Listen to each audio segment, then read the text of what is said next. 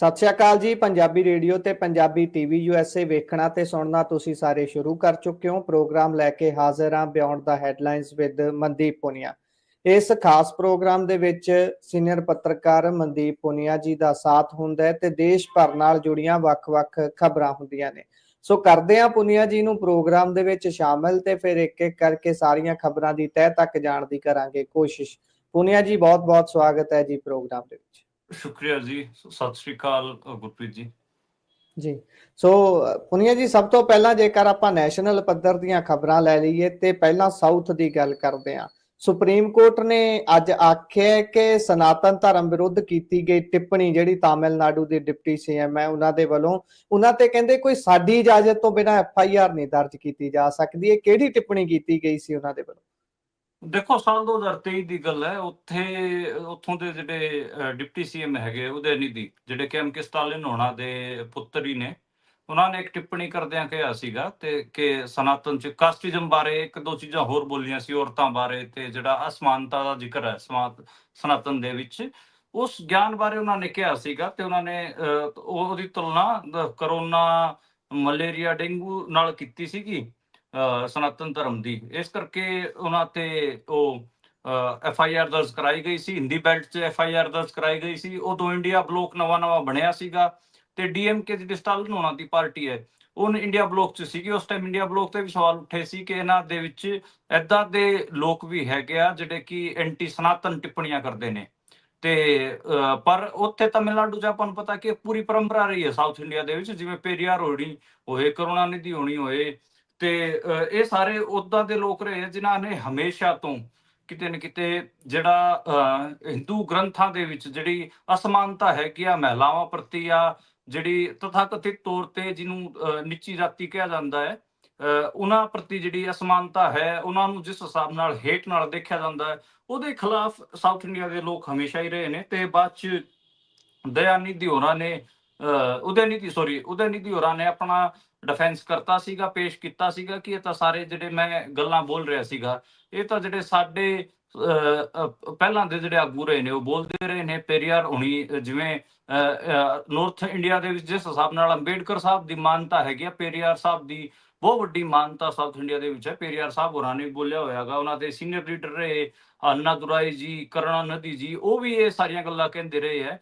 ਕਿ ਜਿਹੜਾ ਸਨਾਤਨ ਹੈ ਉਹ ਇਕੁਐਲਿਟੀ ਤੇ ਬੇਸ ਨਹੀਂ ਹੈਗਾ। ਉਹਦੇ 'ਚ ਮਹਿਲਾਵਾਂ ਨੂੰ, ਸ਼ੂਦਰਾਂ ਨੂੰ, ਦਲਿਤਾਂ ਨੂੰ, ਉਹ ਧਰਮਾਂ ਨੂੰ, ਉਹ ਜਿਹੜੇ ਧਾਰਮਿਕ ਗ੍ਰੰਥ ਹੈਗੇ ਆ ਉਹ ਵੀ ਪੜ੍ਹਨ ਦੀ ਇਜਾਜ਼ਤ ਨਹੀਂ ਹੈ, ਨਾ ਪੜ੍ਹਨ ਦੀ ਇਜਾਜ਼ਤ ਹੈ, ਤੇ ਉਹਨਾਂ ਨੂੰ ਤਾੜਨ ਦੇ ਅਧਿਕਾਰੀ ਦੱਸਿਆ ਗਿਆ ਹੈਗਾ। ਯਾਨੀ ਕਿ ਉਹਨਾਂ ਤੇ ਅਤਿਆਚਾਰ ਕਰਨ ਦਾ ਜਿਹੜਾ ਉਹ ਉੱਚੀ ਜਾਤੀ ਜਾਂ ਸਵਰਨ ਲੋਕ ਹੈਗੇ ਆ ਜਾਂ ਮਰਦਾਂ ਨੂੰ, ਔਰਤਾਂ ਤੇ ਅਤਿਆਚਾਰ ਕਰਨ ਦੇ ਛੋਟ ਦਿੱਤੀ ਗਈ ਹੈਗੀ ਆ। ਇਸ ਕਿਸਮ ਦਾ ਕ੍ਰਿਟਿਸਿਜ਼ਮ ਪਹਿਲਾਂ ਵੀ ਸਾਊਥ ਇੰਡੀਆ ਦੇ ਵਿੱਚ ਰਿਹਾ ਹੈਗਾ ਤੇ ਮੈਨੂੰ ਲੱਗਦਾ ਕਿ ਉਹਦੇ ਇਸੇ ਵਜ੍ਹਾ ਨਾਲ ਕਿਤੇ ਨਾ ਕਿਤੇ ਇਹ ਸਾਰੀਆਂ ਚੀਜ਼ਾਂ ਹੋਈਆਂ ਸੀਗੀਆਂ। ਉਹਨਾਂ ਤੇ ਕੇਸ ਦਰਜ ਕੀਤਾ ਗਿਆ ਸੀ 2023 ਦੇ ਵਿੱਚ ਹੀ, 20 ਸਤੰਬਰ ਦੇ ਨੇੜੇ ਤੇੜੇ ਦੀ ਗੱਲ ਹੈ।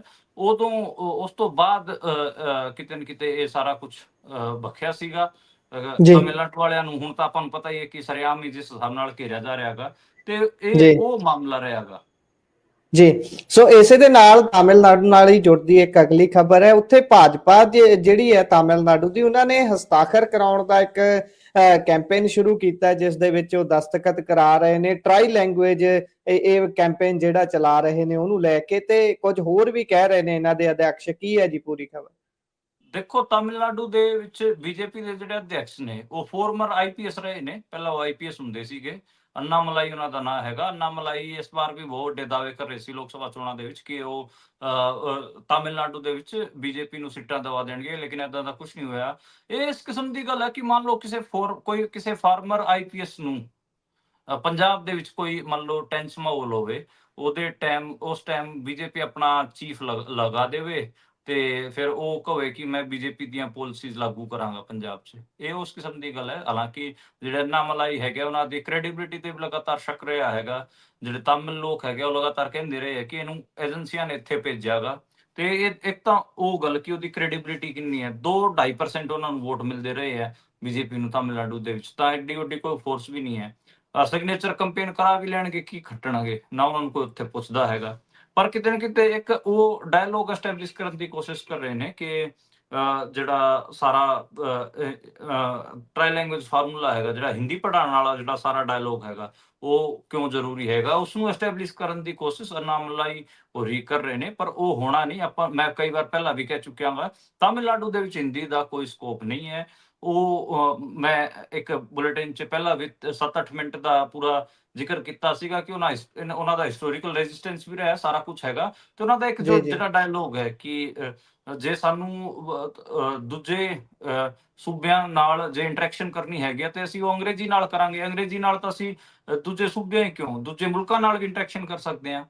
ਜੀ ਤੇ ਜੀ ਉਹਨਾਂ ਨੇ ਉਸ ਟਾਈਮ ਵੀ ਤਾਮਿਲਨਾਡੂ ਵਾਲਿਆਂ ਨੇ ਉਹ ਜਿਹੜਾ ਬਿੱਲੀ ਦੇ ਬੱਚਿਆਂ ਵਾਲਾ ਜਿਹੜਾ ਇੱਕ ਪੂਰਾ ਡਾਇਲੋਗ ਦਿੱਤਾ ਸੀਗਾ, ਪੂਰਾ ਇੱਕ ਨੁਕਤਾ ਕਿਹਾ ਸੀਗਾ ਕਿ ਇੱਕ ਦੀਵਾਰ ਹੈਗੀ ਆ, ਉਹਦੇ 'ਚ ਉਹ ਬਿੱਲੀ ਦੇ ਇਹ ਕਿਹਾ ਜਾ ਰਿਹਾ ਹੈਗਾ ਕਿ ਬਿੱਲੀ ਇੱਧਰ ਹੈ ਤੇ ਬਿੱਲੀ ਦੇ ਦੋ ਬੱਚੇ ਬਿੱਲੀ ਦੇ ਉੱਧਰ ਹੈਗੇ ਆ, ਹੂੰ ਤੇ ਕਹਿੰਦੇ ਕਿ ਬੱਚੇ ਇੱਧਰ ਆਣੇ ਨੇ ਤੇ ਤੁਸੀਂ ਦੀਵਾਰ 'ਚ, ਕਿਉਂਕਿ ਦੋ ਬੱਚੇ ਨੇ ਇਸ ਕਰਕੇ ਦੋ ਛੇਦ ਕਰੋ। ਉਹ ਕਹਿੰਦੇ ਕਿ ਦੋ ਛੇਦ ਕਿਉਂ ਕਰਾਂਗੇ ਦੀਵਾਰ 'ਚ, ਅਸੀਂ ਇੱਕ ਹੂੰ ਛੇਦ ਕਰਾਂਗੇ ਤਾਂ ਕਿ ਉਸ ਇੱਕ ਛੇਦ ਤੋਂ ਹੀ ਦੋਵੇਂ ਬੱਚੇ ਅੰਦਰ ਆ ਜਾਣ। ਯਾਨੀ ਕਿ ਇਹਦਾ ਮਤਲਬ ਇਹ ਹੈ ਕਿ ਜੇ ਸਾਨੂੰ ਸੂਬਿਆਂ ਨਾਲ ਇੰਟਰੈਕਸ਼ਨ ਵੀ ਕਰਨੀ ਹੈ ਤੇ ਅਸੀਂ ਤਾਂ ਦੂਜੇ ਮੁਲਕਾਂ ਨਾਲ ਵੀ ਇੰਟਰੈਕਸ਼ਨ ਕਰਨੀ ਹੈ, ਤੇ ਫਿਰ ਅਸੀਂ ਜੀ ਇੱਕ ਹੀ ਜੇ ਸਾਡਾ ਇੱਕੋ ਲੈਂਗੁਏਜ ਨਾਲ ਸਰਦਾ ਹੈਗਾ ਤੇ ਅਸੀਂ ਉਹਦੇ ਨਾਲ ਹੀ ਸਰ ਲਵਾਂਗੇ। ਸਾਨੂੰ ਦੋ ਲੈਂਗੁਏਜਸ ਦੀ ਕੀ ਲੋੜ ਹੈ? ਅਸੀਂ ਜੀ ਜਿਹੜੇ ਮੁਲਕ ਦੇ ਬਾਕੀ ਸੂਬੇ ਹੈਗੇ ਆ ਉਹਨਾਂ ਨਾਲ ਕਿਸੇ ਹੋਰ ਲੈਂਗੁਏਜ 'ਚ ਗੱਲ ਕਰੀਏ ਤੇ ਬਾਕੀ ਦੁਨੀਆ ਭਰ ਦੇ ਜਿਹੜੇ ਮੁਲਕ ਨੇ ਉਹਨਾਂ ਨਾਲ ਕਿਸੇ ਹੋਰ ਲੈਂਗੁਏਜ 'ਚ ਗੱਲ ਕਰੀਏ, ਇਹ ਤਾਂ ਫਿਰ ਕੋਈ ਫਾਇਦਾ ਹੈ ਨਹੀਂ। ਕਹਿੰਦੇ ਕਿ ਜੇ ਸਾਡਾ ਅੰਗਰੇਜ਼ੀ ਨਾਲ ਸਰਦਾ ਤਾਂ ਅੰਗਰੇਜ਼ੀ ਨਾਲ ਸਰ ਰਹੇ ਆ। ਉਹਨਾਂ ਨੇ ਕਿਹਾ ਕਿ ਅਸੀਂ ਦੋ ਹੀ ਭਾਸ਼ਾਵਾਂ ਪੜ੍ਹਾਵਾਂਗੇ ਤੇ ਦੋਵਾਂ ਨੂੰ ਚੰਗੇ ਤਰੀਕੇ ਨਾਲ ਪੜ੍ਹਾਵਾਂਗੇ, ਤਾਮਿਲ ਅਤੇ ਅੰਗਰੇਜ਼ੀ। ਤੇ ਉਹਨਾਂ ਨੇ ਹੂੰ ਜਸਟਿਸ ਵੀ ਕੀਤਾ। ਉੱਥੇ ਤੁਸੀਂ ਦੇਖੋ ਤਾਮਿਲ ਲਿਟਰੇਚਰ ਤੇ ਤਾਮਿਲ ਲੈਂਗੁਏਜ ਕਿਤਨੀ ਉੱਥੇ ਫਲ ਫੁੱਲ ਰਹੀ ਹੈਗੀ ਆ, ਤੇ ਅੰਗਰੇਜ਼ੀ ਵੀ ਸਾਊਥ ਇੰਡੀਆ ਵਾਲੇ ਕਿਤੇ ਨਾ ਕਿਤੇ ਨਾਰਥ ਇੰਡੀਆ ਵਾਲਿਆਂ ਤੋਂ ਬਹੁਤ ਜ਼ਿਆਦਾ ਜਾਣਦੇ ਆ। ਉਹ ਤੁਸੀਂ ਜੀ ਉਹਨਾਂ ਦੀ ਅੰਗਰੇਜ਼ੀ ਸੁਣਦੇ ਹੀ ਹੋ ਕਿਵੇਂ ਫਲੂਐਂਟਲੀ ਬੋਲਦੇ ਨੇ, ਜਦਕਿ ਨਾਰਥ ਇੰਡੀਆ ਦੇ ਲੋਕ ਅਟਕ ਜਾਂਦੇ ਨੇ, ਅੰਗਰੇਜ਼ੀ 'ਚ ਇੱਕ ਲੈਟਰ ਤੱਕ ਵੀ ਨਹੀਂ ਲਿਖ ਪਾਉਂਦੇ। ਤੇ ਇਹ ਗੱਲ ਮੈਨੂੰ ਲੱਗਦਾ ਕਿ ਬਹੁਤ ਇਮਾਨਦਾਰੀ ਨਾਲ ਉਹਨਾਂ ਨੇ ਅੰਗਰੇਜ਼ੀ ਵੀ ਸਿਖਾਈ, ਤਾਮਿਲ ਵੀ ਸਿਖਾਈ, ਤੇ ਦੋਵਾਂ ਭਾਸ਼ਾਵਾਂ ਨਾਲ ਜੇ ਅਗਲੇ ਦਾ ਕੰਮ ਚੱਲ ਰਿਹਾ ਹੈਗਾ ਤੇ ਤੁਸੀਂ ਉਹਨਾਂ ਤੇ ਤੀਜੀ ਭਾਸ਼ਾ ਜ਼ਬਰਦਸਤੀ ਨਹੀਂ ਥੋਪ ਸਕਦੇ, ਤੁਸੀਂ ਇਹ ਵੀ ਸਿੱਖੋ। ਉਹ ਤੁਸੀਂ ਜੀ ਦੀਵਾਰ 'ਚ ਉਹ ਸਾਫ਼ ਹੈ ਉਹਨਾਂ ਦਾ, ਜੇ ਦੋ ਬੱਚੇ ਬਿੱਲੀ ਦੇ ਦੋ ਬੱਚਿਆਂ ਨੇ ਅੰਦਰ ਆਣਾ ਹੈਗਾ ਤੇ ਅਸੀਂ ਇੱਕ ਹੀ ਛੇਦ ਕਰਾਂਗੇ, ਇੱਕ ਛੇਦ ਤੇ ਤੋਂ ਹੀ ਦੋਵੇਂ ਬੱਚੇ ਆ ਜਾਣਗੇ। ਸਾਨੂੰ ਜੀ ਦੀਵਾਰ 'ਚ ਦੋ ਛੇਦ ਕਰਨ ਦੀ ਲੋੜ ਨਹੀਂ। ਇੱਕ ਛੇਦ ਨੂੰ ਇੰਨਾ ਵੱਡਾ ਕਰ ਲੈਣਗੇ ਕਿ ਆਰਾਮ ਨਾਲ ਦੋਨੋਂ ਅੰਦਰ ਆ ਸਕਣ। ਗੱਲ ਤਾਂ ਇਹ ਹੈ ਨਾ, ਪਰ ਬਾਕੀ ਭਾਜਪਾ ਵਾਲਿਆਂ ਦੀ ਵੀ ਇਹੀ ਗੱਲ ਹੈ। ਉਹਨਾਂ ਨੇ ਹਰੇਕ ਸੂਬੇ ਦੇ ਵਿੱਚ ਜਿੱਥੇ ਉਹਨਾਂ ਦੀ ਸਰਕਾਰ ਨਹੀਂ ਹੈਗੀ, ਉਹਨਾਂ ਨੇ ਫਾਨਾ ਅੜਾਈ ਰੱਖਣਾ ਕਿਸੇ ਨਾ ਕਿਸੇ ਤਰੀਕੇ। ਜਿਹੜੀ ਮੀਟਿੰਗ ਇਹਨਾਂ ਦੇ ਵੱਲੋਂ ਬੀਤੇ ਦਿਨੀ ਕੀਤੀ ਗਈ ਹੈ ਇਸੇ ਗੱਲ ਨੂੰ ਲੈ ਕੇ, ਜਾਂ ਜਿਹੜੀ ਦੁਬਾਰਾ ਤੋਂ ਸੀਟਾਂ ਦੀ ਵੰਡ ਹੋਣੀ ਹੈ ਉਹਨੂੰ ਲੈ ਕੇ, ਉੱਥੇ ਤਾਂ ਇਹ ਵੀ ਸੁਣਿਆ ਗਿਆ ਕਿ ਭਾਜਪਾ ਦੇ ਵੀ ਜਿਹੜੇ ਲੋਕ ਸੀ ਉਹ ਵੀ ਉੱਥੇ ਪਹੁੰਚੇ ਨੇ, ਜਿਹੜੇ ਇਹਨਾਂ ਨੂੰ ਸਮਰਥਨ ਕਰਦੇ ਨੇ ਉਹ ਵੀ ਲੋਕ ਗਏ ਹੋਏ ਸੀ। ਇਹ ਸੱਚ ਹੈ ਜੀ?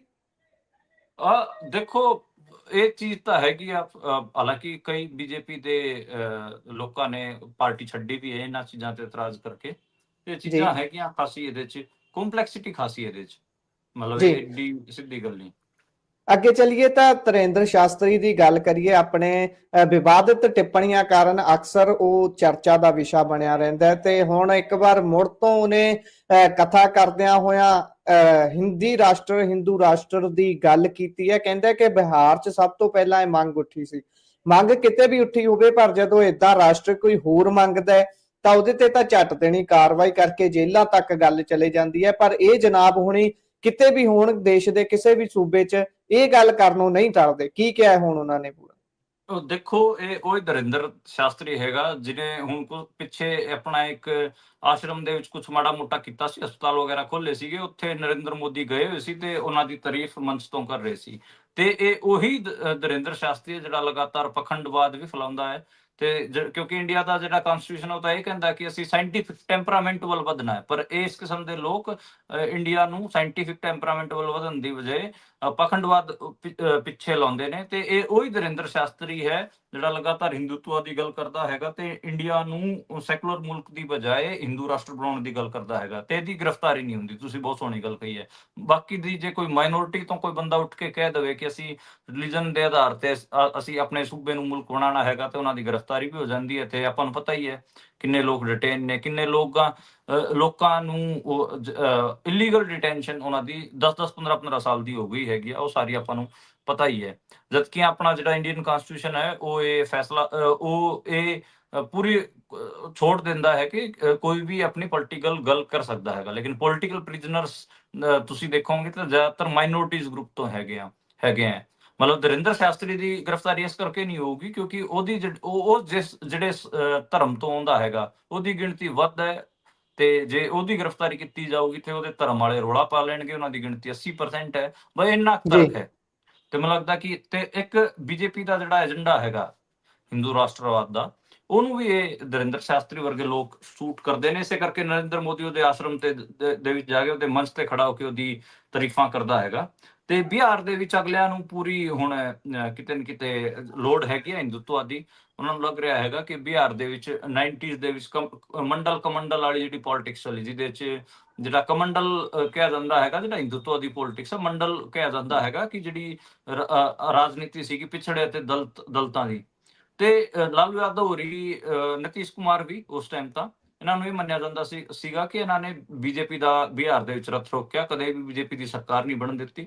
ਹਾਲਾਂਕਿ ਜੀ ਅੱਜ ਦੇ ਟਾਈਮ ਜੇ ਉਹ ਸੋਸ਼ਲ ਜਸਟਿਸ ਦੇ ਵਾਰੀਅਰਸ ਦੇ ਵਿੱਚ ਗੱਲ ਕਰੀਏ ਤਾਂ ਨਿਤੀਸ਼ ਕੁਮਾਰ ਅੱਜ ਖੁਦ ਬੀਜੇਪੀ ਨਾਲ ਅਲਾਈਅੰਸ 'ਚ ਹੈਗੇ ਆ।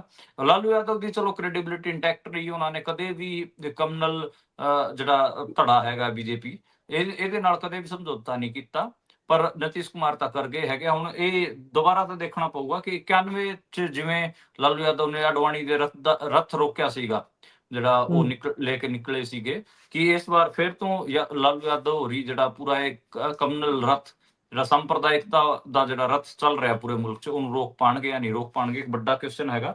ਬਾਕੀ ਤਾਂ ਇੱਥੇ ਪੂਰਾ ਜਿਹੜਾ ਜ਼ੋਰ ਲੱਗਿਆ ਹੋਇਆ ਹੈਗਾ ਬੀਜੇਪੀ ਦਾ, ਤੇ ਬੀਜੇਪੀ ਦੇ ਇਸ ਕਿਸਮ ਦੇ ਜਿਹੜੇ ਚਮਚੇ ਹੈਗੇ ਆ ਬਾਗੇਸ਼ਵਰ ਬਾਬਾ ਵਰਗੇ, ਇਹਨਾਂ ਦਾ ਸਾਰਿਆਂ ਦਾ ਜ਼ੋਰ ਇਹ ਲੱਗਿਆ ਹੋਇਆ ਹੈਗਾ ਕਿ ਬਿਹਾਰ ਦੇ ਮਾਹੌਲ ਨੂੰ ਕਮਨਲਾਈਜ਼ ਕਰੀਏ ਤੇ ਹਿੰਦੂਆਂ ਦੀ ਵੋਟਾਂ ਲਈਏ। ਲਾਲੂ ਯਾਦਵ ਦੀ ਪਾਰਟੀ ਨੂੰ MY ਕਹਿ ਕੇ ਪੁਕਾਰ ਰਹੇ ਨੇ, M ਤੋਂ ਮੁਸਲਮਾਨ, Y ਤੋਂ ਯਾਦਵ ਕਹਿ ਰਹੇ ਕਿ ਤਾਂ ਮੁਸਲਮਾਨ ਯਾਦਵਾਂ ਦੀ ਪਾਰਟੀ ਹੈ, ਇਹਦੇ 'ਚ ਹੋਰ ਕੁਝ ਨਹੀਂ।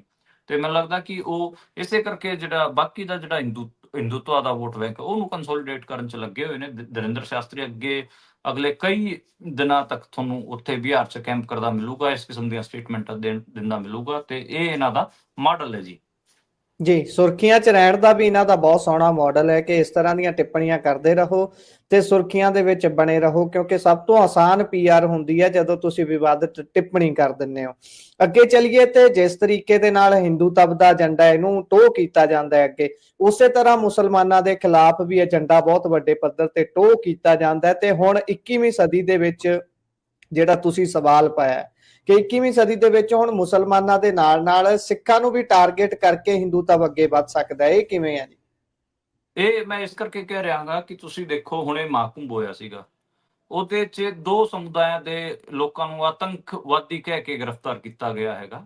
ਤੇ ਇੱਕ ਦੀ ਗ੍ਰਿਫਤਾਰੀ ਆਪਾਂ ਨੂੰ ਪਤਾ ਹੈ ਕਿ ਹਰਿਆਣੇ 'ਚ ਹੋਈ ਸੀਗੀ, ਮੁਸਲਮਾਨ ਸਮੁਦਾਇ ਦਾ ਸੀਗਾ, ਤੇ ਇੱਕ ਮੁੰਡੇ ਦੀ ਹੋਰ ਗ੍ਰਿਫਤਾਰੀ ਹੋਈ ਹੈ ਤੇ ਉਹਨੂੰ ਬੱਬਰ ਖਾਲਸਾ ਇੰਟਰਨੈਸ਼ਨਲ ਦਾ ਆਤੰਕੀ ਦੱਸਿਆ ਗਿਆ ਪੁਲਿਸ ਵੱਲੋਂ, ਤੇ ਅਖਬਾਰਾਂ ਨੇ ਵੀ ਉਹਨੂੰ ਆਤੰਕੀ ਲਿਖਤਾ, ਜਦਕਿ ਆਰੋਪੀ ਤੇ ਆਤੰਕੀ ਦੋਵਾਂ 'ਚ ਅੰਤਰ ਹੈਗਾ। ਲੇਕਿਨ ਕਦੇ ਵੀ ਜਦੋਂ ਵੀ ਮਾਈਨੋਰਿਟੀ ਘੱਟ ਗਿਣਤੀਆਂ ਤੋਂ ਕੋਈ ਜੇ ਬੰਦੇ ਗ੍ਰਿਫਤਾਰ ਕੀਤੇ ਜਾਂਦੇ ਨੇ, ਉਹਨਾਂ ਨੂੰ ਜਿਹੜੇ ਹਿੰਦੀ ਦੇ ਅਖਬਾਰ ਹੈਗੇ ਆ, ਨੈਸ਼ਨਲ ਮੀਡੀਆ ਹੈਗਾ, ਉਹਨਾਂ ਨੂੰ ਸਿੱਧਾ ਟੈਰਰਿਸਟ ਲਿਖਦਾ ਹੈਗਾ, ਉਹਨਾਂ ਨੂੰ ਕਦੇ ਵੀ ਐਕਿਊਜ਼ਡ ਯਾਨੀ ਕਿ ਆਰੋਪੀ ਨਹੀਂ ਲਿਖਦਾ, ਉਹਨਾਂ ਨੂੰ ਸਿੱਧਾ ਦੋਸ਼ੀ ਬਣਾ ਦਿੰਦਾ ਹੈ।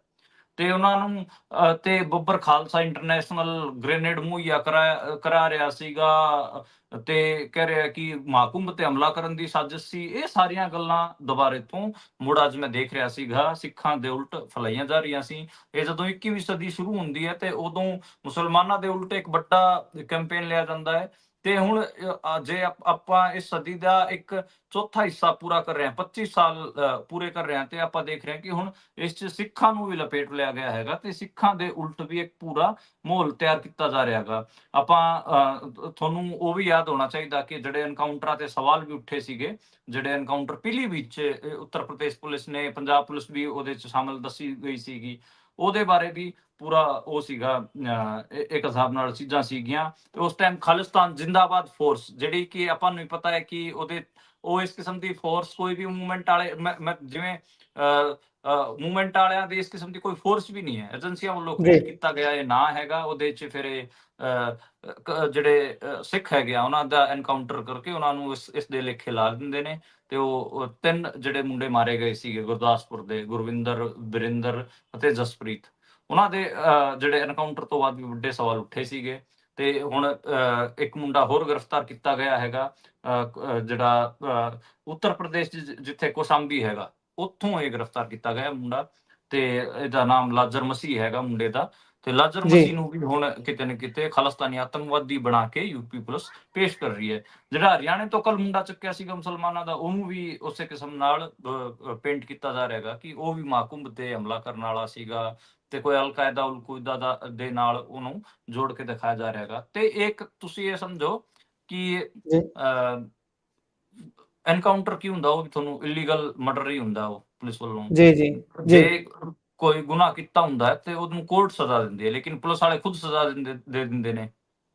ਤੇ ਉਹੀ ਮਾਡਲ ਚੱਲਿਆ ਹੋਇਆ ਹੈਗਾ ਦੁਬਾਰੇ ਤੋਂ ਉੱਤਰ ਪ੍ਰਦੇਸ਼ 'ਚ। ਜਦੋਂ ਯੋਗੀ ਹੋਣਾ ਦੀ 2017 'ਚ ਗਵਰਨਮੈਂਟ ਬਣੀ ਸੀ, ਉਸ ਤੋਂ ਬਾਅਦ 2018-19 2-3 ਸਾਲ ਏਦਾਂ ਦੇ ਸੀਗੇ ਜਿੱਥੇ ਮੁਸਲਮਾਨਾਂ ਦੇ ਬਹੁਤ ਵੱਡੇ ਸਕੇਲ ਤੇ ਐਨਕਾਊਂਟਰ ਹੋਏ।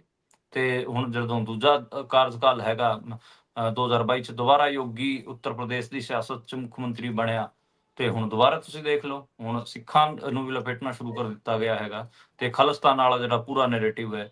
ਤੇ ਮਤਲਬ ਇਹ ਜਿਹੜਾ ਇਹ ਇਸ ਕਿਸਮ ਨਾਲ ਖਬਰਾਂ ਨੂੰ ਪੇਸ਼ ਕਰ ਰਹੇ ਨੇ ਕਿ ਦੇਖੋ ਮਹਾਕੁੰਭ ਕੋਈ ਸੈਕ੍ਰੇਡ ਐਕਟੀਵਿਟੀ ਹੋ ਰਹੀ ਸੀਗੀ, ਬਹੁਤ ਪਵਿੱਤਰ ਐਕਟੀਵਿਟੀ ਹੋ ਰਹੀ ਸੀ ਹਿੰਦੂਆਂ ਦੀ, ਉਹਦੇ ਤੇ ਜਿਹੜਾ ਖਾਲਿਸਤਾਨੀ ਨੇ ਤੇ ਮੁਸਲਮਾਨਾਂ ਦੀ ਜਿਹੜੇ ਆਰਗੇਨਾਈਜੇਸ਼ਨਾਂ ਹੈਗੀਆਂ ਉਹ ਆਤੰਕਵਾਦੀ ਹਮਲਾ ਕਰਨਾ ਚਾਹੁੰਦੇ ਸੀ, ਅਸੀਂ ਉਹਨਾਂ ਨੂੰ ਮਾਰ ਗਿਰਾਇਆ, ਉਹਨਾਂ ਨੂੰ ਅਸੀਂ ਬਸਟ ਕੀਤਾ, ਇਸ ਕਿਸਮ ਦਾ ਨੈਰੇਟਿਵ ਜੀ ਬਣਾ ਰਹੇ ਨੇ।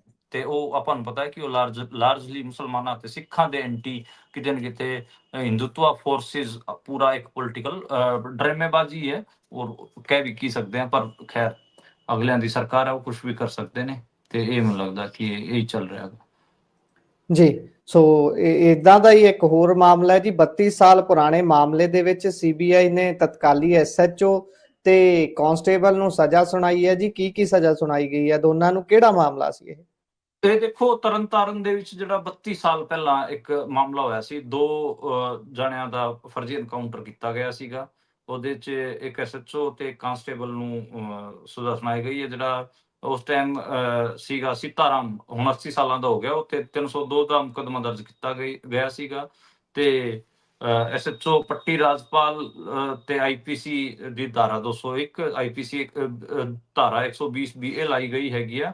ਤੇ ਦੋ ਜਿਹੜੇ ਉੱਥੇ ਇਲੀਗਲ ਐਨਕਾਊਂਟਰ ਹੋਏ ਸੀ, ਉਹ 30 ਜਨਵਰੀ 1993 ਦੇ ਵਿੱਚ ਹੋਏ ਸੀਗੇ। ਗਲੀਲੀਪੁਰ ਦੇ ਨਿਵਾਸੀ ਸੀਗੇ ਗੁਰਦੇਵ ਸਿੰਘ ਉਰਫ ਦੇਬਾ, ਅਤੇ ਉਹਨੂੰ ਲੈ ਕੇ ਤੇ ਇੱਕ ਹੋਰ ਸੀਗਾ ਮਾਮਲਾ। ਤੇ ਦੋਵਾਂ ਨੂੰ ਇਹਨਾਂ ਨੇ ਉੱਥੇ ਜਿਹੜਾ ਥਾਣਾ ਸੀਗਾ ਪੱਟੀ ਥਾਣਾ, ਉੱਥੇ ਦੋਵਾਂ ਨੂੰ ਬੁਲਾ ਕੇ 6 ਫਰਵਰੀ 1993 ਦੇ ਵਿੱਚ ਮਾਰ ਦਿੱਤਾ ਸੀਗਾ। ਇਹ ਪੂਰਾ ਮਾਮਲਾ ਹੈਗਾ। ਤੇ ਸੁਖਵੰਤ ਸਿੰਘ ਇੱਕ ਸੀਗਾ, ਇੱਕ ਦੇਬਾ ਸੀਗਾ। ਤੇ ਹੁਣ 1995 ਦੇ ਵਿੱਚ ਇਸ ਮਾਮਲੇ ਦੀ ਸ਼ੁਰੂਆਤ ਹੋਈ ਸੀ, ਤੇ ਅੱਜ 30 ਸਾਲ ਹੋ ਗਏ ਜੀ 2025 ਚ, ਤੇ ਸਜ਼ਾ ਸੁਣਾਈ ਗਈ ਹੈਗੀ ਆ। ਜਿਹੜੇ ਆਪਾਂ ਜੇ ਗੱਲ ਕਰੀਏ ਸੀਤਾਰਾਮ ਨੂੰ, ਤਾਂ ਜਿਹੜਾ ਆਜੀਵਨ ਕਾਰਾਵਾਸ 2 ਲੱਖ ਰੁਪਇਆ ਜੁਰਮਾਨਾ ਲਾਇਆ ਗਿਆ ਹੈਗਾ। ਰਾਜਪਾਲ ਸਿੰਘ ਜਿਹੜਾ ਕਾਂਸਟੇਬਲ ਸਿੰਘ ਨੂੰ 5 ਸਾਲ ਦੀ ਸਜ਼ਾ ਸੁਣਾਈ ਗਈ ਹੈ, ਤੇ 50,000 ਰੁਪਏ ਉਹਦੇ ਜੁਰਮਾਨਾ ਲਾਇਆ ਗਿਆ। ਇਹ ਬਿਲਕੁਲ ਜੀ ਮਤਲਬ ਇਸੇ ਕਿਸਮ ਦਾ ਮਾਮਲਾ ਹੈਗਾ ਕਿ ਤੁਸੀਂ ਦੋ ਜਣਿਆਂ ਨੂੰ ਬੁਲਾ ਕੇ ਉੱਥੇ ਐਨਕਾਊਂਟਰ ਕਰਤਾ। ਤੇ ਸੁਖਵੰਤ ਸਿੰਘ ਤੋਂ ਸਿੱਖੀ ਸਰੂਪ ਚ ਸੀਗੇ ਉਦੋਂ, ਉਸ ਟਾਈਮ ਪੂਰਾ ਚਲਾ ਰੱਖਿਆ ਸੀਗਾ ਇਹਨਾਂ ਨੇ ਨੈਰੇਟਿਵ, ਤੇ ਜੀ ਜੀ ਸਿੱਖਾਂ ਨੂੰ ਮਾਰ ਰਹੇ ਸੀਗੇ ਤੇ ਪ੍ਰਮੋਸ਼ਨ ਪਾ ਰਹੇ ਸੀ। ਪਰ ਖੈਰ ਬਹੁਤ ਲੰਬੇ ਸਮਾਂ ਬਾਅਦ ਉਹਨਾਂ ਦੋਵਾਂ ਨੂੰ, ਜਿਹੜੇ ਕਿ ਉਸ ਟਾਈਮ ਮਾਰੇ ਗਏ ਸੀ ਪੁਲਿਸ ਦੀ ਗੋਲੀ ਨਾਲ, ਉਹਨਾਂ ਨੂੰ ਨਿਆਂ ਮਿਲਿਆ ਹੈਗਾ। ਹੁਣ ਜਿਹੜਾ ਇੱਕ ਸਵਾਲ ਤਾਂ ਇਹ ਵੀ ਹੈ ਕਿ ਜਿਹੜਾ ਹੁਣ ਉੱਤਰ ਪ੍ਰਦੇਸ਼ ਦੇ ਵਿੱਚ ਕਰ ਰਹੇ ਨੇ ਜਾਂ ਫਿਰ ਪੂਰੇ ਮੁਲਕ 'ਚ ਕਰ ਰਹੇ ਨੇ ਸਿੱਖ ਨੌਜਵਾਨਾਂ ਦੇ ਐਨਕਾਊਂਟਰ ਜਿਹੜੇ ਹੋ ਰਹੇ ਨੇ, ਇਹ ਤਾਂ ਸਵਾਲ ਤਾਂ ਹੈ ਕਿ ਅੱਗੇ ਇਹਨਾਂ ਨੂੰ ਸਜ਼ਾ ਤਾਂ ਮਿਲਣੀ। ਦੇਖੋ ਕਿਤੇ ਨਾ ਕਿਤੇ ਇਹਨਾਂ ਨੂੰ ਜਿਹੜਾ ਅੱਜ ਇਹ ਪੂਰਾ ਡਰਾਮਾ ਕਰ ਰਹੇ ਨੇ, ਨਿਆਂ ਤਾਂ ਹੋਊਗਾ। ਜੀ ਠੀਕ ਹੈ, ਚਾਹੇ ਕੁਦਰਤ ਕਰੇ, ਰੱਬ ਕਰੇ, ਜਾਂ ਫਿਰ ਕੋਈ ਇਸ ਕਿਸਮ ਦੀ ਪੋਲੀਟੀਕਲ ਉਹ ਚੱਲੇ, ਲੜਾਈ ਚੱਲੇ ਜਿਹੜੀ ਇਸ ਸਾਰੇ ਦਾ ਨਿਆਂ ਕਰੇ। ਕੁਛ ਨਾ ਕੁਛ ਤਾਂ ਹੋਊਗਾ, ਇਹ ਨਹੀਂ ਕਿ ਇਹ ਸੁੱਖੇ ਨਹੀਂ ਜਾਂਦੇ। ਲੋਕਾਂ ਜਿਵੇਂ ਇੱਕ CNRC ਦੇ ਵਿੱਚ ਜਦੋਂ ਮੁਸਲਮਾਨਾਂ ਤੇ ਗੋਲੀਆਂ ਚਲਾ ਰਹੀ ਸੀ ਪੁਲਿਸ, ਉਦੋਂ ਇੱਕ ਜੀ ਕਵਿਤਾ ਬਹੁਤ ਮਸ਼ਹੂਰ ਹੋਈ ਸੀ, ਸਭ ਕੁਛ ਯਾਦ ਰੱਖਾ ਜਾਏਗਾ, ਸਭ ਯਾਦ ਰੱਖਾ ਜਾਏਗਾ। ਤੇ ਇਹਨੂੰ ਪੰਜਾਬੀ 'ਚ ਤਰਜਮਾ ਕਰੇ ਤਾਂ ਸਾਰਾ ਕੁਛ ਯਾਦ ਰੱਖਿਆ ਜਾਊਗਾ। ਤੇ ਇਹ ਨਹੀਂ ਕਿ ਜਿਹੜਾ ਹੁਣ ਇਹ ਕਰ ਰਹੇ ਨੇ ਆਪਣਾ ਜੀ ਪੂਰਾ ਨੈਰੇਟਿਵ ਫੈਲਾ ਰਹੇ ਨੇ ਘਟਕੀ ਨੀਤੀਆਂ ਦੇ ਉਲਟ, ਤੇ ਇਹਨਾਂ ਦਾ ਕੋਈ ਕਿਤੇ ਹਿਸਾਬ ਕਿਤਾਬ ਨਹੀਂ ਹੋਊਗਾ, ਇਹਨਾਂ ਦੇ ਵੀ ਹਿਸਾਬ ਕਿਤਾਬ ਹੋਊਗਾ, ਸਾਰਾ ਕੁਝ ਯਾਦ ਰੱਖਿਆ ਜਾਊਗਾ ਗੁਰਪ੍ਰੀਤ ਜੀ। ਜੀ ਅਦਾਲਤ ਬੇਸ਼ੱਕ ਜਿੰਨਾ ਮਰਜ਼ੀ ਸਮਾਂ ਲਾਵੇ ਇਹਨਾਂ ਚੀਜ਼ਾਂ ਨੂੰ, ਪਰ ਜਿਹੜਾ ਫੈਸਲਾ ਹੋਣਾ ਹੈ ਉਹ ਹੋ ਕੇ ਰਹਿਣਾ ਹੈ। ਤੇ ਇਹ ਸਾਰੀਆਂ ਚੀਜ਼ਾਂ ਜੋ ਕੀਤੀਆਂ ਨੇ ਨਿੱਜੀ ਵਿਫਾਦਾਂ ਦੇ ਲਈ ਉਹ ਭੁਗਤਣੀਆਂ ਤਾਂ ਪੈਣਗੀਆਂ, ਜਿਸ ਤਰ੍ਹਾਂ ਪੂਨੀਆ ਜੀ ਨੇ ਆਖਿਆ। ਪਰ ਅਗਲੀ ਖਬਰ ਤੇ ਜੇਕਰ ਚੱਲੀਏ ਤਾਂ ਕੱਲ ਪੰਜਾਬ ਦੇ ਵਿੱਚ ਵੱਖ-ਵੱਖ ਰੋਡਾਂ ਦੇ ਉੱਪਰ ਪਿੰਡਾਂ ਦੇ ਵਿੱਚ ਕਰੀਬ ਰਿਪੋਰਟ ਦੇ ਮੁਤਾਬਕ 350 ਤੋਂ 400 ਦੇ ਕਰੀਬ ਵੱਖ-ਵੱਖ ਥਾਵਾਂ ਤੇ ਕਿਸਾਨਾਂ ਨੂੰ ਪੁਲਿਸ ਨੇ ਰੋਕਿਆ। ਜਿੱਥੇ ਰੋਕਿਆ ਉੱਥੇ ਹੀ ਕਿਸਾਨ ਬੈਠ ਗਏ। ਕਹਿ ਲਈਏ ਕਿ ਚੰਡੀਗੜ੍ਹ ਜਾਣ ਵਾਲਾ ਜਿਹੜਾ ਉਹਨਾਂ ਦਾ ਪਲਾਨ ਸੀ ਉਹ ਫੇਲ ਕਰ ਦਿੱਤਾ ਗਿਆ ਇੱਕ ਤਰ੍ਹਾਂ ਦਾ। ਤੇ ਅੱਜ ਇਕੱਠੇ ਹੋਏ ਸੀ ਕਿਸਾਨ, ਕਿਹੜੀ ਮੀਟਿੰਗ ਉਹਨਾਂ ਨੇ ਜਿਹੜੀ ਕੀਤੀ ਹੈ ਲੁਧਿਆਣੇ ਦੇ ਵਿੱਚ, ਇਸ ਦੇ ਵਿੱਚ ਕੀ ਮੁੱਦੇ ਵਿਚਾਰੇ ਗਏ ਨੇ, ਪ੍ਰੈਸ ਵਾਰਤਾ ਦੇ ਵਿੱਚ ਕੀ ਕੁਝ ਸਾਹਮਣੇ ਆਇਆ, ਜ਼ਰਾ ਇਸ ਤੇ ਚਾਨਣਾ ਪਾਓ। ਇਹ ਦੇਖੋ, ਜਿਹੜਾ ਸੰਯੁਕਤ ਕਿਸਾਨ ਮੋਰਚਾ ਹੈਗਾ ਇਹਨੇ ਅੱਜ ਮੀਟਿੰਗ ਬੁਲਾਈ ਸੀ, ਜਿਹੜਾ ਕਿ ਪਹਿਲਾਂ ਅੰਦੋਲਨ 'ਚ ਸ਼ਾਮਿਲ ਨਹੀਂ ਸੀ। ਜਿਹੜਾ ਖਨੌਰੀ ਬਾਰਡਰ ਸ਼ੰਭੂ ਬਾਰਡਰ ਤੇ ਮੋਰਚਾ ਚੱਲ ਰਿਹਾ ਉਹਦੇ 'ਚ ਸ਼ਾਮਿਲ ਨਹੀਂ ਹਨ। ਇਹਨਾਂ ਨੇ ਪੰਜਾਬ ਸਰਕਾਰ ਦੇ ਖਿਲਾਫ ਖੋਲਿਆ ਸੀਗਾ ਮੋਰਚਾ, ਤੇ ਇਹਨਾਂ ਨੇ ਹੁਣ ਜਿਹੜੇ ਆਮ ਆਦਮੀ ਪਾਰਟੀ ਦੇ ਵਿਧਾਇਕ ਹੈ ਉਹਨਾਂ ਦੇ ਘਰਾਂ ਨੂੰ ਘੇਰਨ ਦੀ ਕਾਲ ਦਿੱਤੀ ਹੈ। 10 ਮਾਰਚ ਨੂੰ 11 ਵਜੇ ਤੋਂ ਲੈ ਕੇ 3 ਵਜੇ ਤੱਕ ਇਹ ਧਰਨਾ ਦੇਣਗੇ, ਤੇ ਉਸ ਤੋਂ ਬਾਅਦ ਅੱਗੇ ਦੀ ਜਿਹੜੀ ਕਾਰਵਾਈ ਹੈਗੀ ਉਹ ਨਹੀਂ ਦੱਸੀ ਗਈ ਹੈਗੀ। ਇਹਨਾਂ ਨੇ ਕਿਹਾ ਕਿ ਅਸੀਂ 15 ਮਾਰਚ ਨੂੰ ਖੁੱਲੀ ਡਿਬੇਟ ਚੈਲੰਜ ਕਰਦੇ ਆ ਭਗਵੰਤ ਮਾਨ ਨੂੰ ਖੁੱਲੀ ਡਿਬੇਟ ਵਾਸਤੇ, ਕਿ ਉਹ ਆਣ ਤੇ ਖੁੱਲੀ ਡਿਬੇਟ ਕਰਨ ਕਿਸਾਨਾਂ ਨਾਲ। ਤੇ ਉਹਨਾਂ ਨੇ ਕਿਹਾ ਕਿ ਪਹਿਲਾਂ ਐਸਕੇਐਮ ਨੇ ਕਿਹਾ ਕਿ ਹੁਣ ਕੇਂਦਰ ਸਰਕਾਰ ਦੇ ਨਾਲ ਪੰਜਾਬ ਸਰਕਾਰ ਨਾਲ ਵੀ ਸਾਡਾ ਉਹ ਚੱਲੂਗਾ, ਅੰਦੋਲਨ ਚੱਲੂਗਾ। ਤੇ ਇਹ ਵੀ ਕਿਹਾ ਕਿ ਜਿਹੜਾ ਕਿਸਾਨ ਹੈਗੇ ਆ ਉਹ ਪੱਕਾ ਮੋਰਚਾ ਲਾਉਣ ਦੀ ਤਿਆਰੀ 'ਚ ਸੀਗੇ, ਪਰ ਉਹ ਆਪਾਂ ਨੂੰ ਪਤਾ ਕਿ ਅੰਦੋਲਨ ਫੇਲ ਹੋ ਗਿਆ। ਹੁਣ ਦੇਖਣਾ ਪਊਗਾ ਕਿ ਕੀ ਅੱਗੇ ਇਹਨਾਂ ਦੀ ਰਣਨੀਤੀ ਰਹਿੰਦੀ ਹੈਗੀ ਆ। ਜਿਹੜਾ ਇੱਕ ਮੈਂ ਪਹਿਲਾਂ ਵੀ ਡਿਸਕਸ ਕੀਤੇ ਆਪਾਂ ਗੁਰਪ੍ਰੀਤ, ਕਿ ਜਿਹੜਾ ਇੱਕਾ ਹੋਣਾ ਬਹੁਤ ਜ਼ਰੂਰੀ ਹੈ ਕਿਸਾਨ ਯੂਨੀਅਨਾਂ ਦਾ, ਤੇ ਇੱਕ ਜਿਹੜੀ ਮੰਗਾਂ ਲੈ ਕੇ ਚੱਲ ਰਹੇ ਨੇ ਉਹਨਾਂ ਬਾਰੇ ਕਲੈਰਿਟੀ ਹੋਣੀ ਬਹੁਤ ਜ਼ਰੂਰੀ ਹੈ। ਮੰਗਾਂ ਬਾਰੇ ਮੈਨੂੰ ਲੱਗਦਾ ਕਿ ਕਲੈਰਿਟੀ ਉਸ ਹਿਸਾਬ ਦੀ ਨਹੀਂ ਹੈ, ਇਸ ਕਰਕੇ ਚੀਜ਼ਾਂ ਬੜੀਆਂ ਥੋੜੀ ਆਪਾਂ ਬਿਖਰੇ ਦਿਖ ਰਹੇ ਨੇ, ਤੇ ਅੰਦੋਲਨ ਇੰਨਾ ਸਟਰੋਂਗ ਵੀ ਨਹੀਂ ਹੋ ਪਾ ਰਿਹਾ। ਮੈਨੂੰ ਲੱਗਦਾ ਕਿ ਜਿਵੇਂ ਸਰਕਾਰ ਨਾਲ ਮੀਟਿੰਗਾਂ ਚੱਲ ਰਹੀਆਂ ਨੇ ਉਵੇਂ ਹੀ ਇਹਨਾਂ ਨੇ ਆਪਣੇ ਏਕੇ ਵਾਸਤੇ ਮੀਟਿੰਗਾਂ ਚਲਾ ਰੱਖੀਆਂ ਨੇ। 6-7 ਮੀਟਿੰਗਾਂ ਹੋ ਚੁੱਕੀਆਂ ਨੇ, ਪਰ ਹਜੇ ਤੱਕ ਏਕਾ ਨਹੀਂ ਹੋਇਆਗਾ। ਮੈਨੂੰ ਲੱਗਦਾ ਕਿ ਪਹਿਲਾਂ ਕਿਸਾਨ ਯੂਨੀਅਨਾਂ ਆਪਣਾ ਏਕਾ ਕਰਨ ਤੇ ਅੰਦੋਲਨ ਨੂੰ ਪ੍ਰਭਾਵਿਤ ਤਰੀਕੇ ਨਾਲ ਅੱਗੇ ਵਧਾਉਣ। ਇਹ ਨਹੀਂ ਕਿ ਤੁਸੀਂ 10 ਜਣੇ ਕਿੱਥੇ ਇਕੱਠੇ ਹੋ ਜਾਂਦੇ ਹੋ, 10 ਜਣੇ ਕਿੱਥੇ ਅੰਦੋਲਨ ਕਰ ਰਹੇ ਹੁੰਦੇ, ਫਿਰ ਉਹਦਾ ਦਿੱਕਤ ਆਈ ਹੁੰਦੀ ਹੈ ਕਿ ਪੁਲਿਸ ਆ ਕੇ ਤੁਹਾਨੂੰ ਕਾਬੂ ਕਰ ਲੈਂਦੀ ਹੈ, ਤੁਹਾਨੂੰ ਡਿਟੇਨ ਕਰ ਲੈਂਦੀ ਹੈ, ਤੁਹਾਡਾ ਅੰਦੋਲਨ ਅਸਫਲ ਹੋ ਜਾਂਦਾ ਹੈ। ਤੇ ਮੈਨੂੰ ਲੱਗਦਾ ਕਿ ਕਿਤੇ ਇਹ ਇੱਕਾ ਪਹਿਲਾਂ ਏਕਤਾ ਬਹੁਤ ਜ਼ਰੂਰੀ ਹੈ। ਅਸੀਂ ਵੀ ਚਾਹੁੰਦੇ ਹਾਂ ਕਿ ਜਿਹੜੇ ਕਿਸਾਨ ਹੈਗੇ ਆ ਉਹ ਦੁਬਾਰੇ ਤੋਂ ਚਾਹੇ ਲੜਾਈ ਕੇਂਦਰ ਸਰਕਾਰ ਦੇ ਖਿਲਾਫ ਉਲਟ ਹੋਵੇ ਜਾਂ ਫਿਰ ਪੰਜਾਬ ਸਰਕਾਰ ਦੇ ਉਲਟ ਹੋਵੇ, ਦੋਵਾਂ 'ਚ ਕਿਤੇ ਨਾ ਕਿਤੇ ਕਿਸਾਨਾਂ ਦੀ ਜਿੱਤ ਹੋਣੀ ਚਾਹੀਦੀ। ਅਸੀਂ ਵੀ ਦਿਲੋਂ ਤਮੰਨਾ ਕਰਦੇ ਹਾਂ, ਪਰ ਉਹਦੇ ਵਾਸਤੇ ਕਿਤੇ ਨਾ ਕਿਤੇ ਕਿਸਾਨ ਯੂਨੀਅਨਾਂ ਨੂੰ ਇੱਕਾ ਕਰਨ ਦੀ ਲੋੜ ਹੈਗੀ ਆ, ਤੇ ਵਧੀਆ ਜਿਹੜੇ ਅੰਦੋਲਨ ਦੇ ਵਧੀਆ ਪ੍ਰੋਗਰਾਮ ਦੇਣ ਦੀ ਲੋੜ ਹੈ। ਇਹ ਨਹੀਂ ਕਿ ਤੁਸੀਂ ਸਿਰਫ ਪੁਤਲੇ ਸਾੜ ਕੇ ਡੀਸੀ ਦਫ਼ਤਰਾਂ ਦੇ ਬਾਹਰ ਧਰਨਾ ਮੁਜ਼ਾਹਰਾ ਕਰਕੇ ਤੁਹਾਨੂੰ ਰੋਕਤਾ ਤੇ ਆਪਣੇ ਘਰਾਂ ਨੂੰ ਪਰਤ ਗਏ, ਉਹ ਨਹੀਂ। ਪੱਕੇ ਮੋਰਚੇ ਵਾਲਾ ਜਿਹੜਾ ਦਿਮਾਗ ਹੈ, ਜਿਵੇਂ ਸ਼ੰਭੂ ਬਾਰਡਰ ਤੇ ਖਨੌਰੀ ਬਾਰਡਰ ਤੇ ਲੱਗਿਆ ਹੋਇਆਗਾ, ਇਸ ਕਿਸਮ ਨਾਲ ਪੱਕੀ ਕਮਿਟਮੈਂਟ ਨਾਲ, ਇਹ ਨਹੀਂ ਕਿ ਤੁਸੀਂ ਲੜਦੇ ਵੀ ਦਿਖੋ ਤੇ ਲੜ ਵੀ ਨਾ ਰਹੇ ਹੋ, ਇਸ ਕਿਸਮ ਦਾ ਨਹੀਂ ਲੱਗਦਾ। ਮੈਂ ਆਪਣੀ ਜਿਹੜੀ ਕਿਸਾਨ ਅੰਦੋਲਨ ਦੀ ਕਿਤਾਬ ਸੀਗੀ ਉਹ ਇੱਕ ਕੋਟ ਨਾਲ ਖਤਮ ਕੀਤੀ ਸੀਗੀ। ਉਹ ਹਿੰਦੀ ਦਾ ਕਵੀ ਸੀਗਾ ਮੁਕਤੀ ਬੋਧ, ਉਹਦੀ ਕਵਿਤਾ ਦੀ ਲੈਣਾ ਸੀਗੀਆਂ ਕਿ ਅਸੀਂ ਮੈਂ ਪੰਜਾਬੀ ਚ ਤਰਜਮਾ ਕਰਕੇ ਦੱਸ ਦੇਣਾ, ਅਸੀਂ ਇਸ ਕਰਕੇ ਮਰੇ ਕਿਉਂਕਿ ਅਸੀਂ ਜ਼ਰੂਰਤ ਤੋਂ ਜ਼ਿਆਦਾ ਨਹੀਂ बल्कि बहुत घट ਅਸੀਂ बागी हुए, बहुत कम हम बागी हुए। हम इसलिए मरे क्योंकि हम जरूरत से ज्यादा नहीं बल्कि बहुत कम हम बागी थे। तो ਮੈਨੂੰ ਲੱਗਦਾ ਕਿ ਜਿੰਨੀ ਲੋੜ ਹੈ ਉਹ ਤੋਂ ਵੀ ਬਹੁਤ ਘਟਾ ਕੇ ਅਸੀਂ ਕੋਈ ਐਕਸ਼ਨ ਕਰ ਰਹੇ ਹਾਂ, ਕੋਈ ਐਕਟ ਕਰ ਰਹੇ ਹਾਂ, ਉਹਦੇ ਨਾਲ ਕੋਈ ਗੱਲ ਥੋੜੀ ਨਹੀਂ ਬਣਨੀ ਹੈ। ਉਸ ਤਾਂ ਫਿਰ ਬਾਅਦ ਚ ਲੋਕਾਂ ਨੇ ਕਿਤੇ ਨਾ ਕਿਤੇ ਇੰਟਰਪ੍ਰੀਟ ਕਰਨਾ ਹੈਗਾ ਕਿ ਇਹ ਤਾਂ ਦੇਖੋ ਜੀ ਡਰਾਮੇਬਾਜ਼ੀ ਕਰ ਰਹੇ ਨੇ। ਇਹ ਤਾਂ ਮੈਂ ਉਗਰਾਹਾਂ ਸਾਹਿਬ ਦੀ ਵੀ ਮੈਂ ਗੱਲ ਸੁਣ ਰਿਹਾ ਸੀ, ਉਹ ਵੀ ਕਹਿ ਰਹੇ ਸੀ ਕਿ ਅਸੀਂ ਕਿਹੜਾ ਕਿਤੇ ਡਾਂਗ ਮਾਰ ਦੇਣੀ ਸੀ ਸੀਐਮ ਸਾਹਿਬ ਦੇ ਚੰਡੀਗੜ੍ਹ ਜਾ ਕੇ, ਅਸੀਂ ਬੈਠਣਾ ਸੀ, ਸਿੰਬੋਲਿਕ ਤਰੀਕੇ ਦੇ ਨਾਲ ਪ੍ਰਦਰਸ਼ਨ ਹੁੰਦਾ, ਇੱਕ ਆਵਾਜ਼ ਪਹੁੰਚਾਉਣ ਦੀ ਗੱਲ ਹੁੰਦੀ ਹੈ, ਵਿਰੋਧ ਦਰਜ ਕਰਾਉਣ ਦੀ ਗੱਲ ਹੁੰਦੀ ਹੈ। ਪਰ ਉਸ ਤੋਂ ਬਾਅਦ ਫੇਰ ਤੁਹਾਨੂੰ ਏਦਾਂ ਦੀਆਂ ਕਾਲਾਂ ਤਾਂ ਲਗਾਤਾਰ ਦਿੰਦੇ ਰਹਿਣਾ ਪੈਣਾ। ਬੇਸ਼ੱਕ ਜੇ ਤਾਂ ਤੁਹਾਨੂੰ ਇਹ ਲੱਗਦਾ ਕਿ ਤੁਹਾਡੇ ਇੱਕ ਹੀ ਕਾਲ ਦੇ ਨਾਲ ਸਾਰਾ ਮਸਲਾ ਹੱਲ ਹੋ ਜਾਣਾ, ਤਾਂ ਐ ਤਾਂ ਹੋਣ ਨਹੀਂ ਲੱਗਾ। ਨਾਲ ਦੀ ਨਾਲ ਇੱਕ ਹੋਰ ਗੱਲ ਇਹਦੇ ਚ ਜੋੜਦੇ ਆ ਕਿ ਉਗਰਾਹਾਂ ਸਾਹਿਬ ਨੂੰ ਕਹਿੰਦਿਆਂ ਹੋਇਆਂ ਸੁਣਿਆ ਕਿ ਹੁਣ ਇੰਨੀ ਸੌਖੀ ਅਸੀਂ ਮੀਟਿੰਗ ਚ ਬਹਿਣ ਨਹੀਂ ਲੱਗੇ, ਕਿਉਂਕਿ ਜਿਸ ਤਰੀਕੇ ਦੇ ਨਾਲ ਉਹਨਾਂ ਦਾ ਕਹਿਣਾ ਹੈ ਕਿ ਜ਼ਲਾਲਤ ਝੱਲਣੀ ਪਈ ਹੈ ਸਾਨੂੰ, ਜਿਸ ਤਰੀਕੇ ਦਾ ਰਵੱਈਆ ਸੀ ਸੀਐਮ ਦਾ, ਅਸੀਂ ਸੌਖਿਆਂ ਹੁਣ ਨਹੀਂ ਜਾਵਾਂਗੇ ਮੀਟਿੰਗ ਦੇ ਵਿੱਚ, ਕੁਝ ਨਾ ਕੁਝ ਉਹ ਵੀ ਤੈਅ ਕਰਨਗੇ। ਅੱਜ ਦੀ ਮੀਟਿੰਗ ਹੋਈ ਹੈ ਉਸ ਦੇ ਵਿੱਚ ਤੁਸੀਂ ਵੀ ਦੱਸਿਆ ਕਿ ਬਹੁਤ ਸਾਰੀਆਂ ਚੀਜ਼ਾਂ ਨੂੰ ਡਿਟੇਲ ਦੇ ਵਿੱਚ ਉਹਨਾਂ ਨੇ ਆਪਸ 'ਚ ਗੱਲ ਕੀਤੀ ਹੈ। ਅੱਗੇ ਗੱਲ ਕਰ ਲਈਏ ਪੰਜਾਬ ਕਾਂਗਰਸ ਦੀ। ਕਹਿੰਦੇ ਕਾਂਗਰਸ ਨੂੰ ਕਾਂਗਰਸ ਹੀ ਮਾਰ ਸਕਦੀ ਹੈ, ਹੋਰ ਪਾਰਟੀਆਂ ਇਹਨਾਂ ਦੇ ਮੁਕਾਬਲੇ 'ਚ ਘੱਟ ਹੀ ਹੁੰਦੀਆਂ ਨੇ। ਕੋਈ ਵੀ ਚੋਣ ਹੋਵੇ ਕਿਸੇ ਵੀ ਪ੍ਰਦੇਸ਼ 'ਚ, ਕਿਸੇ ਵੀ ਬੇਸ਼ੱਕ ਸੈਂਟਰ 'ਚ ਹੋਵੇ, ਇਹਨਾਂ ਦਾ ਆਪਾ ਵਿਰੋਧੀ ਜਾਂ ਅੰਦਰੋਂ ਵਿਰੋਧ ਕਦੀ ਵੀ ਰੁਕਦਾ ਨਹੀਂ। ਤੇ ਹੁਣ ਪੰਜਾਬ 'ਚ ਵੀ ਅਜਿਹਾ ਹੀ ਹੈ। ਪੰਜਾਬ 'ਚ ਬਹੁਤ ਧੜੱਲੇ ਦੇ ਨਾਲ ਦਿੱਲੀੋਂ ਸਵਾਰ ਕੇ ਲਿਆਂਦੇ ਗਏ ਨਵਜੋਤ ਸਿੰਘ ਸਿੱਧੂ ਹੁਣੀ, ਉਹਨਾਂ ਨੇ ਆਉਂਦਿਆਂ ਸਪੀਚਾਂ ਦਿੱਤੀਆਂ ਕਿ ਮੈਂ ਤਾਂ ਹੁਣ ਆਪਣਾ ਬਿਸਤਰਾ ਵੀ ਜਿਹੜਾ ਕਾਂਗਰਸ ਭਵਨ ਦੇ ਵਿੱਚ ਚੰਡੀਗੜ੍ਹ ਲਾ ਲੈਣਾ, ਮੈਂ ਸਾਰਾ ਕੁਝ ਹੱਲ ਕਰ ਦੇਣਾ। 2022 ਦੀਆਂ ਇਲੈਕਸ਼ਨਾਂ ਤੋਂ ਪਹਿਲਾਂ ਦੀ ਜੇਕਰ ਗੱਲ ਕਰੀਏ, ਉਹ ਵੀ ਗਾਇਬ ਨੇ, ਹੁਣ ਕਮੈਂਟਰੀ ਕਰਦੇ ਨਜ਼ਰ ਆਉਂਦੇ ਨੇ। ਤੇ ਪੰਜਾਬ ਦੇ ਵਿੱਚ ਜਿਹੜੇ ਰਾਜਾ ਵੜਿੰਗ ਨੇ, ਉਹਨਾਂ ਦੀ ਪ੍ਰਧਾਨਗੀ ਤੋਂ ਬਹੁਤੇ ਲੋਕ ਖੁਸ਼ ਨਹੀਂ ਨੇ।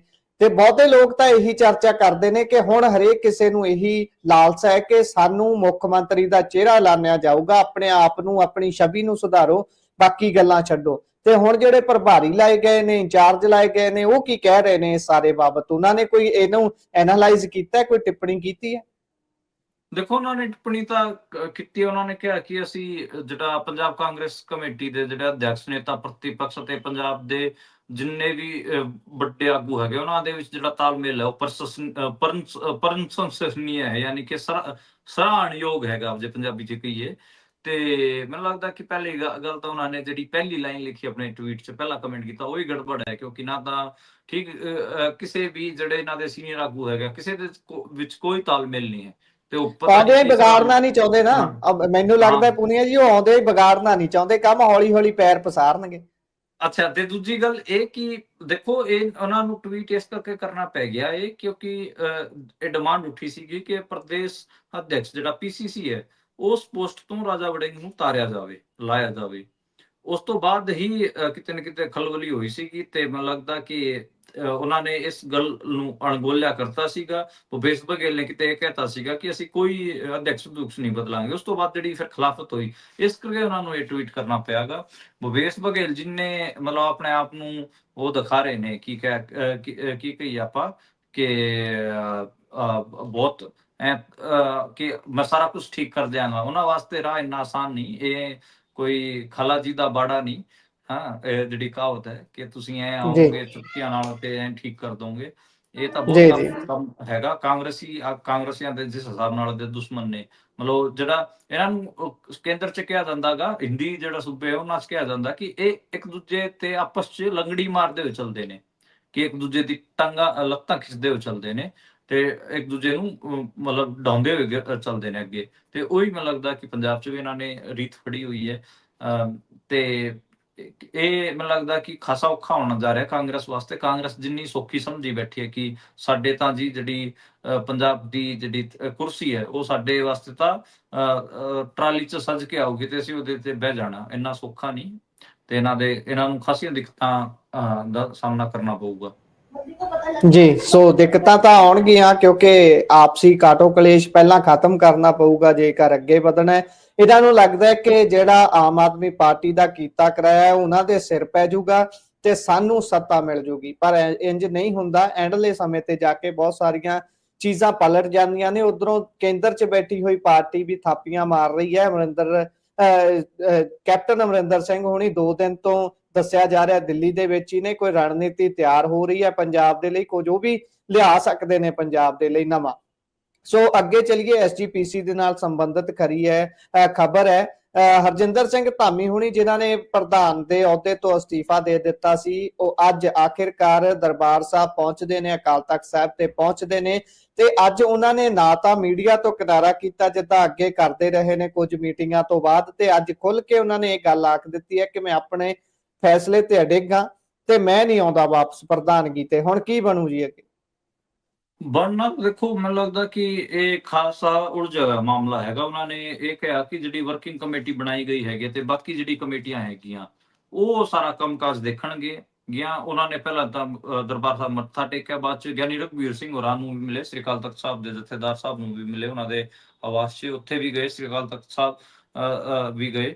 ਤੇ ਉਸ ਤੋਂ ਬਾਅਦ ਕਿਤੇ ਨਾ ਕਿਤੇ ਉਹਨਾਂ ਨੇ ਜਿਸ ਹਿਸਾਬ ਨਾਲ ਮੀਡੀਆ ਦੇ ਵਿੱਚ ਬੇਬਾਕੀ ਨਾਲ ਆਪਣੇ ਇਸਤੀਫੇ ਦੀ ਗੱਲ ਕੀਤੀ ਹੈ, ਮੈਨੂੰ ਲੱਗਦਾ ਕਿ ਉਹ ਖਾਸੇ ਜਿਹੜਾ ਦਬਾਅ ਪੈ ਰਿਹਾ ਸੀ ਉਹ ਤੋਂ ਆਜ਼ਾਦ ਹੋ ਕੇ ਉਹ ਆਪਣੇ ਆਪ ਨੂੰ ਸ਼ਾਇਦ ਜ਼ਿਆਦਾ ਸਸ਼ਕਤ ਮਹਿਸੂਸ ਕਰ ਰਹੇ ਨੇ। ਤੇ ਮੈਨੂੰ ਲੱਗਦਾ ਕਿ ਜਿਹੜਾ ਪੂਰਾ ਨੁਕਤਾ ਹੈਗਾ ਅਕਾਲੀ ਦਲ ਦੇ ਵਿੱਚ ਕਿ ਕਿਸੇ ਦਾ ਵਹਿ ਮੰਨਣ ਵਾਲਾ, ਕਿਸੇ ਤੋਂ ਡਰ ਕੇ ਕੋਈ ਫੈਸਲੇ ਆਪਣਾ ਕੰਮ ਕਰਨਾ, ਉਹਨੂੰ ਚੈਲੰਜ ਕਰ ਰਹੇ ਨੇ ਰਜਿੰਦਰ ਸਿੰਘ ਧਾਮੀ।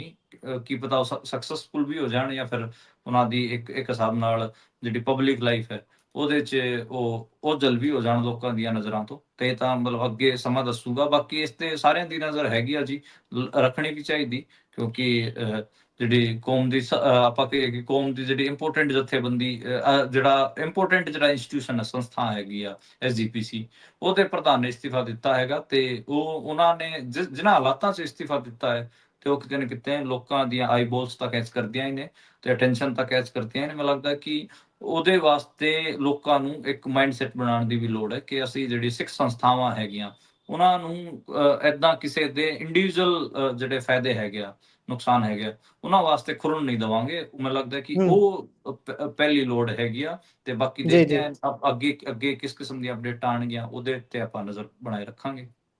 ਅੰਤਰਿਮ ਕਮੇਟੀ ਦੀ ਮੀਟਿੰਗ ਵੀ ਰੱਖ ਦਿੱਤੀ ਗਈ ਹੈ ਕਿ ਉਸ ਦੇ ਵਿੱਚ ਅਸਤੀਫਾ ਹੁਣ ਟੈਕਨੀਕਲ ਤੌਰ ਤੇ ਮਨਜ਼ੂਰ ਕਰ ਲਿਆ ਜਾਊਗਾ। ਆਫੀਸ਼ੀਅਲੀ ਇਹਨਾਂ ਦਾ ਅਸਤੀਫਾ ਮਨਜ਼ੂਰ ਕਰਕੇ ਉਸ ਤੋਂ ਬਾਅਦ ਜਿਹੜੇ ਰਘੂਜੀਤ ਸਿੰਘ ਵਿਰਕ ਹੁਣੀ ਨੇ, ਜਿਨ੍ਹਾਂ ਨੂੰ ਆਮ ਤੌਰ ਤੇ ਜਦੋਂ ਬਹੁਤ ਸਾਰੇ ਵਿਸ਼ਲੇਸ਼ਕ ਟਿੱਪਣੀ ਕਰਦੇ ਨੇ ਤਾਂ ਸਿੱਧੇ ਮੈਸੇਂਜਰ ਆਫ ਬਾਦਲ ਹੀ ਕਹਿ ਦਿੰਦੇ ਨੇ ਕਿ ਉਹਨਾਂ ਨੂੰ ਹੁਣ ਸੱਤਾ ਮਿਲ ਜੂਗੀ, ਉਹਨਾਂ ਨੂੰ ਕੁਰਸੀ ਮਿਲ ਜੂਗੀ ਪ੍ਰਧਾਨਗੀ ਵਾਲੀ, ਇਹ ਸਮਾਂ ਬਿਆਨ ਕਰੂਗਾ। ਸੋ ਸਾਡੇ ਪ੍ਰੋਗਰਾਮ ਦਾ ਸਮਾਂ ਇੱਥੇ ਹੁੰਦਾ ਹੈ ਸਮਾਪਤ। ਸੋ ਪੂਨੀਆ ਜੀ, ਤੁਸੀਂ ਜਾਣਕਾਰੀਆਂ ਸਾਂਝੀਆਂ ਕੀਤੀਆਂ, ਪ੍ਰੋਗਰਾਮ 'ਚ ਜੁੜੇ, ਤੁਹਾਡਾ ਬਹੁਤ ਬਹੁਤ ਧੰਨਵਾਦ ਜੀ। ਸਤਿ ਸ੍ਰੀ ਅਕਾਲ। ਧੰਨਵਾਦ ਜੀ, ਸਤਿ ਸ੍ਰੀ ਅਕਾਲ। ਸੋ ਇਹ ਸਨ ਸਾਡੇ ਨਾਲ ਮਨਦੀਪ ਪੁਨੀਆ ਜੀ, ਜਿਨ੍ਹਾਂ ਨੇ ਜਾਣਕਾਰੀਆਂ ਤੁਹਾਡੇ ਨਾਲ ਸਾਂਝੀਆਂ ਕੀਤੀਆਂ ਨੇ। ਪ੍ਰੋਗਰਾਮ ਤੁਹਾਨੂੰ ਕਿਹੋ ਜਿਹਾ ਲੱਗਿਆ, ਤੁਸੀਂ ਆਪਣੇ ਵਿਚਾਰ ਰਾਏ ਟਿੱਪਣੀਆਂ ਸਾਡੇ ਨਾਲ ਸਾਂਝੇ ਕਰ ਸਕਦੇ ਹੋ। ਜੁੜੇ ਰਹੋ ਪੰਜਾਬੀ ਰੇਡੀਓ ਤੇ ਪੰਜਾਬੀ TV USA ਦੇ ਨਾਲ, ਕਿਉਂਕਿ ਪ੍ਰੋਗਰਾਮਾਂ ਦੀ ਲਗਾਤਾਰਤਾ ਇਸੇ ਤਰ੍ਹਾਂ ਬਰਕਰਾਰ ਹੈ। ਮੈਨੂੰ ਦਿਓ ਇਜਾਜ਼ਤ। ਧੰਨਵਾਦ। ਸਤਿ ਸ਼੍ਰੀ ਅਕਾਲ।